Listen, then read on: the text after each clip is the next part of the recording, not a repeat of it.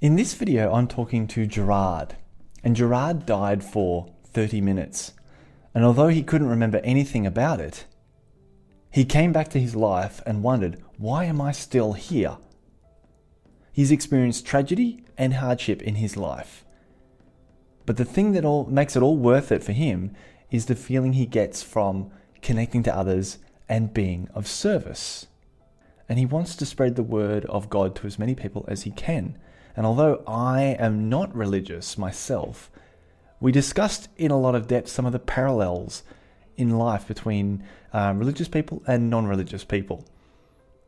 For example, I think of God as energy or nature, because nature is very expansive, or the universe. Okay, and I think you don't even need to go outside of those things to understand an idea of God. And I know that there's the age-old debate of creationism versus science, but I don't really see it that way.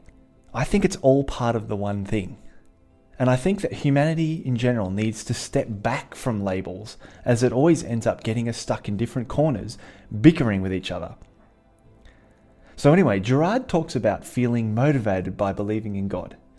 So for my mind, it doesn't matter what you believe in, as long as the thing you do believe in brings you up and helps you stay motivated and part of something worthwhile. I think in today's world we are horribly disconnected. We cannot look to police or politicians or CEOs for guidance, as they are all usually just serving their own agendas. So this discussion was really interesting to take part in, as I think religious and non-religious viewpoints both hold some good ideas. And I do think that finding things to believe in and feeling supported by it is really important. So let me know what you think about this discussion. And if you have any extra ideas, I'd love to hear about them in the description panel. And I hope you enjoy. So we had a discussion last week, and it was really interesting. And I just latched on to one of the things that you were talking about. You were talking about what it was like to die. So could you take us through a little bit about that for people who don't know you? Yes. Well, 26th of October 2019, I had gone round to my friend's house to watch England versus New Zealand in the semi-final of the Rugby World Cup. Now, I was living in Malibu, California at the time, so it was being streamed at 1 a.m. in the morning. And went round to my friend's house, and sitting down, England scored in the first 2 minutes. My friends looked over to me to see my reaction, and thinking that I would be up celebrating. It was the opposite. I was slumped in my chair. They thought I was having a seizure. And then one of the young lads Googled my symptoms and realized actually it was a cardiac arrest. Wow. And absolutely phenomenal. And I was flatlined. I straight away, my heart stopped and I wasn't breathing. And then you had no warning beforehand that anything like this would have happened to you? Not really. And I had some tightness in my chest. I was super fit at the time, cycling, swimming, tennis, all of those things. When I was going up a hill on my bike, I was getting a little tightness in my chest. And but I put it off. I thought maybe I had a lung infection or something. And I said, yeah, I get a little bit of tightness here, but then it goes off quite quickly. Well, on this particular day, actually, earlier that day, the same thing had happened. And Jeannie persuaded me, because Brits tend to sort of put things off and say, no, it'll be fine. You know? She persuaded me to go down to get an EKG done to check out my heart. So I did. And they tested me out and they said, oh, no, you're fine. You're nothing wrong. And then later on at 1 a.m., the next morning, I was dead. Literally, I was dead. They called a nurse down. My friend's wife was a former nurse. She came down, checked all my vitals, said, I'm so sorry, he's gone. And the statistics are that 395,000 people die of a cardiac arrest in the States every year. Of those who have a cardiac arrest outside of a hospital, 6%, only 6% survive. And of those who survive, 9 out of 10 have serious brain damage because there's no oxygen getting to the brain. So here I am. I'm out. I'm dead, clinically dead, and the My two young friends, one of who I was sort of mentoring, they just got it into their heads that they weren't going to let me die. It was bizarre. And one of them felt he had a download. He would say it was from God. He had never done CPR in his life before, but he felt he needed to get me on the ground and start pumping my chest 30 times and then do mouth to mouth. So they did that for 10 minutes and nothing happened. The first responders came along. They took over. For the next 20 minutes, they did not only CPR, but they were doing electric shocks to the heart. And they had done about 6 or 7 of these. And they were going to say, look, we've done everything we can. I'm so sorry. And again, these two young lads, they wouldn't accept it. And they said, do one more, please do one more. So they did another one and they found a heartbeat. Wow. And yeah, absolutely amazing. So they rushed me to UCLA hospital in Santa Monica, and they put me into a 24-hour coma, and I revived. And then they took me down to the MRI to get my brain checked, and the medic came out and said to my wife, who was outside praying like mad with my young friend, it's a miracle. He's got no brain damage. So she said, I've seen 2 miracles in my life. This is the second one. So I don't know if with your question, you're asking me, what happened when I was in that period when I wasn't conscious. I'm sorry to say that I don't remember anything.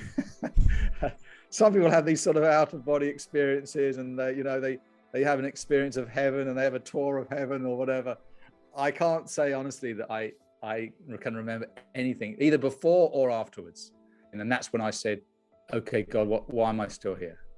Why am I almost selfishly, because I'm a person of faith. I do believe that I'm going to heaven when I die, and heaven is a million times better than earth. So, and a lot of my loved ones are in heaven. So, why am I still here? What is the purpose for me to carry on living? And that was the moment where I felt I had a sort of download. I felt God say to me, I needed to share the things that I'd learned, that He had taught me during a period of catastrophic suffering that my wife and myself went through. Sorry to cut you off, but so you said, so when you came back, even though you couldn't remember it, you did feel different. You had a download. What does that mean? Yeah. Well, when I say down, I felt God speak to me. I felt God speak to me that so I was asking that question. I felt He answered me to say, you need to share the things that I showed you during this period of catastrophic suffering between 2005 and 2014. And that's when I wrote my book, Living Hope, which has just come out. It's already a 3-time bestseller on Amazon, 3 categories. So to share the epiphanies, the things that I'd learned, because the thing is that we're in a time in history, possibly worse than any other time in history, where people are suffering. And they're going through unbelievable, all sorts of mental illness. There's physical illness, there's depression. Depression is the biggest illness globally now. The biggest cause of death for those under 35 is suicide. Overdoses are going through the roof. Most of those are suicides as well. There's so much suffering. And I believe that God permitted us to go through what we went through, and it was catastrophic suffering, so that we can help other people. And we can share with them the things that we were comforted with, to comfort others. So just to back up a bit, so why do you think people are suffering so much now? I know you just said because of to share a message, but is there any other reason why people are suffering so much now? Well, I mean, I think that one of the reasons in the West particularly, there are global issues that are going on. There's sociological issues, the global issue, things like COVID. The latest one is the climate problems. I mean, they've just done a global survey, and there's something like 74% of young people say they're so worried about the global position, climate position. 52 or so percent say 48% say it impacts them every single day. Every single day, it's front and central in their mind. What's going to happen? What's going to happen to the planet, and all of those things. I think it's like 56% said that they were doomed. They can't see any hope. So, and we live in the West, particularly in an atheistic culture. So there's no God. So there's no outside help that's going to rescue us. They lose hope in man because humankind has completely messed things up. And science is, there was a time when we thought science would fix it. Now there's not, and best will in the world, with two of the biggest economies in the world, India and China, revving up. Are we really going to save the planet? Big question mark. So that's huge anxiety in people's minds. Then you got things like social media, where people think that their life stinks when they compare it to other people. One of the comments in this global survey on climate, one of the people said, I don't want to die, this individual said, but I don't want to live in a world that hates children and hates animals. Now, I don't know how they came to that conclusion. But the point being, if your life stinks now, if you hate what you're going through and you don't see any hope for the future, and there's no God to put any hope in, it's logical that you think, I might as well finish it. Yeah. And that's why I call it a crisis of hopelessness, because one of the messages, that's my book's called Living Hope. I want to say, guys, there is hope. There is hope. Your life does have meaning. You've got something invaluable that you can share with other people.